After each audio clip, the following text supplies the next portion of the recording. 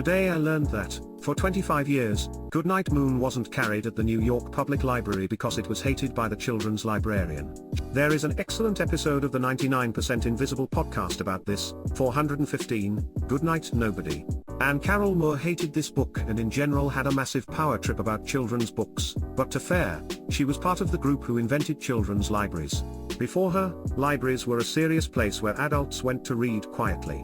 By introducing the immediately popular children's reading rooms, she gave access to books to children who otherwise would have struggled to find reading material, in a model that quickly spread throughout the world. By all accounts, she was an odd duck though, and not very pleasant to interact with. And she carried a puppet called Nicholas everywhere with her and made people speak to it like a real person, so there's that.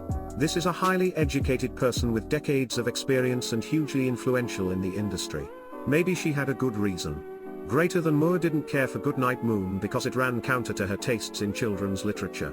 At the time, the conceit of a kid's book was to take on a fantastical fairy tale quality, like the work of Beatrix Potter. https://www.mentalfloss.com/article/598176/ Beatrix Potter merchandising pioneer.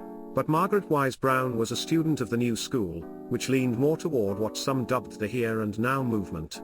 These were stories about characters doing regular things, like gazing at https://www.mentalfloss.com/section/look, the moon or stars, in a contemporary setting.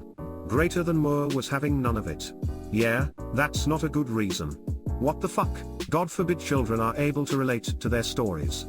She saw the quiet old lady whispering hush and she felt called out. In the great green room there was a telephone. Fuck that librarian in particular.